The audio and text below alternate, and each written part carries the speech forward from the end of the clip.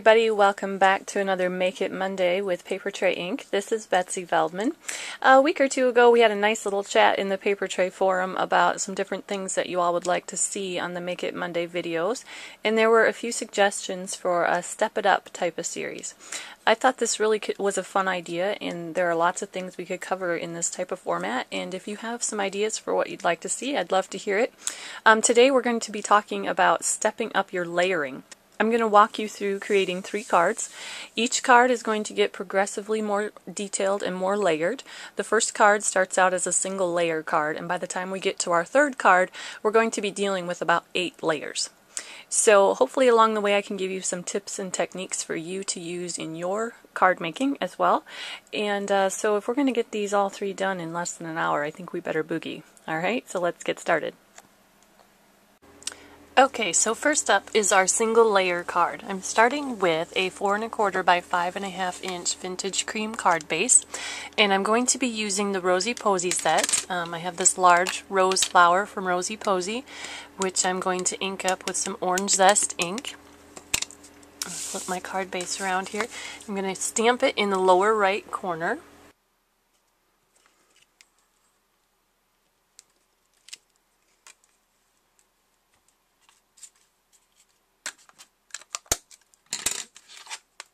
And then I'm going to move on to this smaller rose, also from Rosy Posy, and I'm going to ink it up with some Raspberry Fizz ink. And I'm going to overlap those 2 images just a bit, and I'm going to stamp that smaller flower at an angle the other direction and overlap them slightly.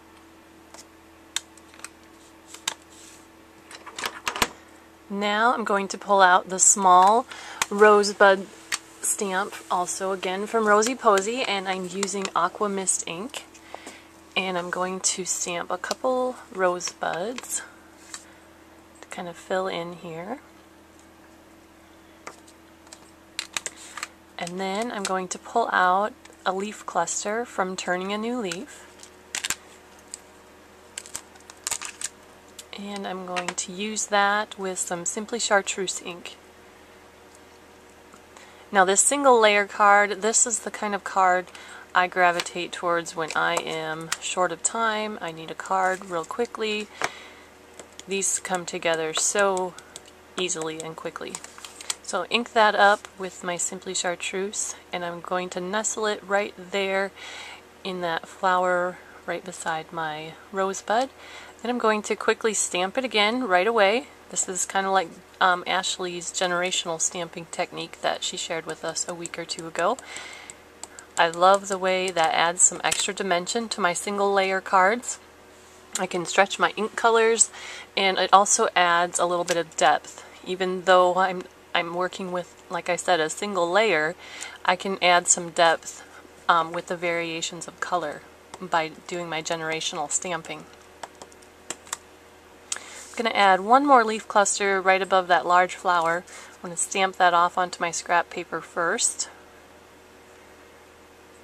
And just nestle that right in there. Then I'm going to take a sentiment. This is a thank you sentiment from Think Big Favorites number 2. And I'm going to be stamping that with some True Black ink. And I'm going to stamp this right here in this open space. Do you see how the curly Q on my Y is just overlapping that rose, that largest rose, just a bit? When you do that, it ties your sentiment into the rest of the design of your card so it doesn't look like it's floating. You kind of notice how all the elements on my card here have a nice flow. You can achieve that by, like I said, overlapping some images and making sure everything's nestled nicely together. And I'm going to just take my corner rounder and finish off my card, and that's all there is to our single layer card. So we're going to move on now to our second card, which we're going to step up just a bit with the layering. Alright, this time I'm starting out with a 4 by 5 1/4 inch block of cardstock. This is not a card base, this is just a cardstock panel. I'm going to adhere it to a card base later after I've finished my stamping. So this time I'm going to start out with the leaf cluster, and I'm going to ink it up again with the Simply Chartreuse ink, and I'm going to stamp my leaves directly onto that background cardstock. I like to do this because it gives some dimension. We're going to be adding our flowers in a little bit here, and they're going to be stamped onto the coordinating die cuts. But I also like to add some dimension by stamping those leaves onto the background. Alright, so now before I add my flowers, I'm going to add my sentiment. Since our flowers are going to be adhered with some foam adhesive, I want to make sure that my sentiments get stamped before I add those flowers. Otherwise I'm going to run into a problem getting good coverage.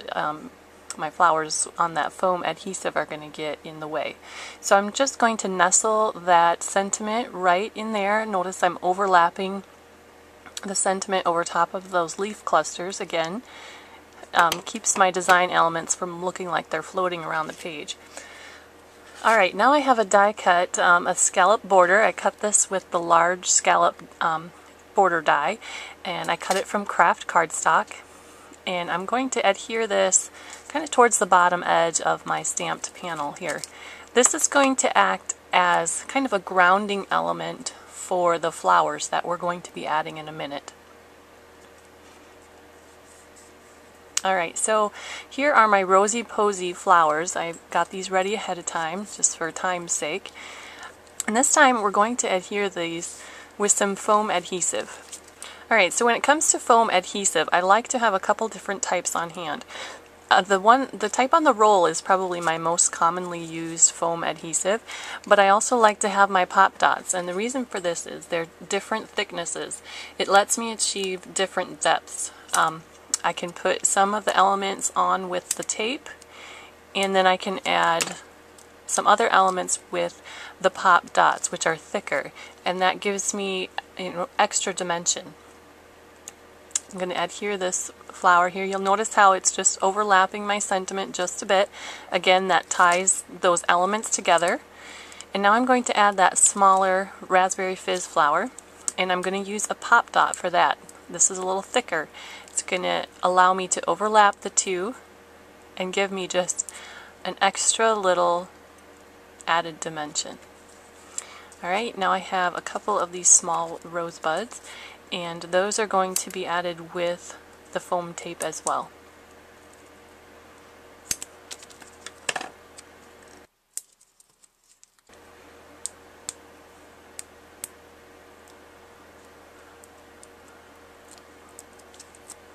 Now I can take those, I'm going to nestle one right up here to the upper right corner of my sentiment. You notice how this is going to form a nice visual triangle. I have my rosebud at the top, which is leading to my sentiment, and down towards my cluster of flowers, and again that scallop die cut is just kind of grounding everything. Alright, and this time around we are also going to be adding some buttons. Normally I like to thread my buttons. I'm not a big fan of naked buttons, but for time's sake, today we're just going to adhere those with a little bit of adhesive. And again, I'm using the rule of threes here, and I'm putting 3 buttons on, starting up at the top at the upper right corner and working my way down to form a visual triangle. Gives my elements a very nice flow, very pleasing to the eye. Alright, I'm going to adhere this finished panel then to a 4 1/4 by 5 1/2 inch craft cardstock base. And that finishes off our second card. Alright, so now we are going to move on to the third and final card, which is the most detailed of the 3. Again, I'm going to start out with a 4 inch by 5 1/4 inch cream cardstock base. And again, I'm going to start off by stamping the leaf cluster from Turning a New Leaf.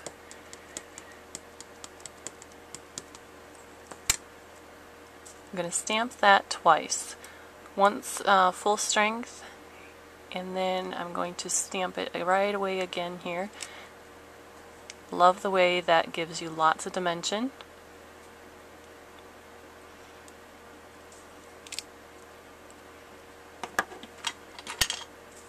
Alright, and this time we are actually going to incorporate some pattern paper as well. I love this little print. This color scheme of this paper was actually the inspiration for the color scheme of all 3 cards. And this is just a 2 inch by 4 inch block of pattern paper. And I'm going to adhere that along the bottom, aligning those bottom edges.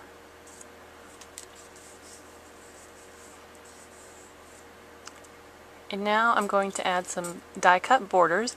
We are going to use the large scallop border again like on the first card, but this I'm also going to include the filigree scalloped border behind it. Just an extra layer. I love the way that lace filigree border gives some softness to our craft scallop border. And I die cut that out of some gingham pattern paper, which is a really nice contrast to our floral. The floral is a bigger print, and the filigree border is the smaller gingham print. It gives a nice contrast in the prints. They work really well together. So now I'm going to take a Matte Stack 3 die cut, which I stamped with the coordinating image from Modern Wood Mats. And what I have done here is I've cut it in half, and we are going to use just a portion of it on our card as the basis for our flowers. It's going to, like I've been talking a lot about grounding.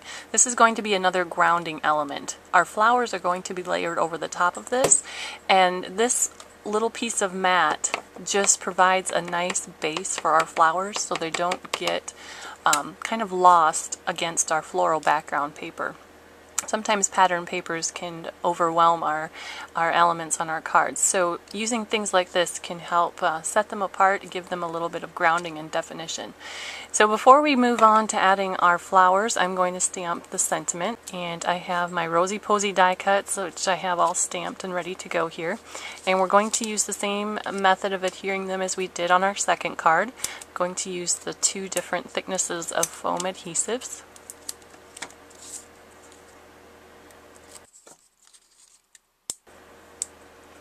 Now this larger flower is going to cover up the majority of that edge of our die cut label there.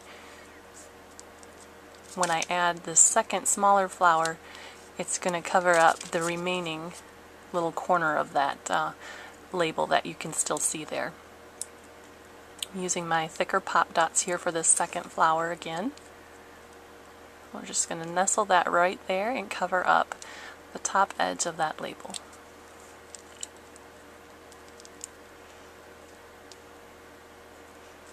And then I'm going to also add a little rosebud, which was stamped with Aqua Mist ink.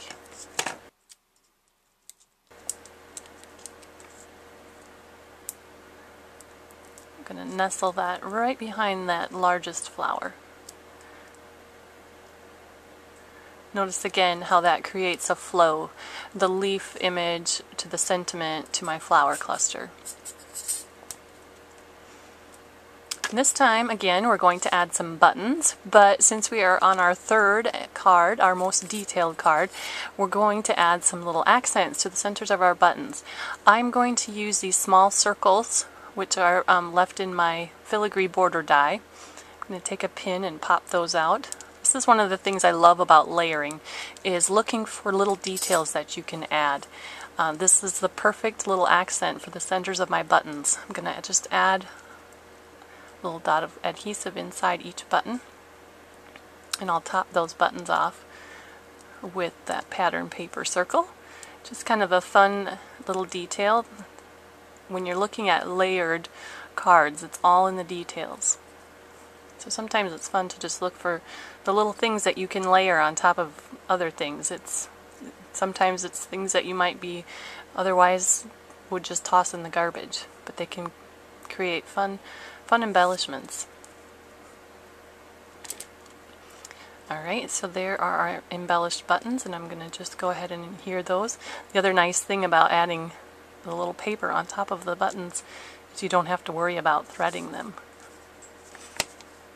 And one more final step here as a little added interest and depth to our final card is I'm going to take a sponge blending tool here and my tea-dye distress ink, and I'm going to add just an extra little layer of color at the top here by inking those edges.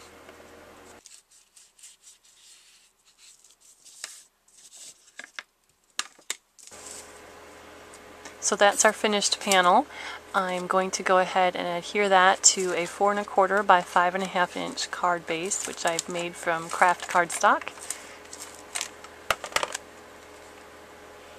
And there, we just completed a card that has approximately 8 layers, depending on how you want to count it. So we took our original single layer card and we stepped it up, and we created something that was extremely detailed using the same basic supplies and just adding some different techniques and different method of putting it all together. I hope you enjoyed today's video, and hopefully it challenges you to step up your card making and add some layers and some details to your next project. Alright, thanks for watching. This has been Betsy Veldman for Paper Tray Ink.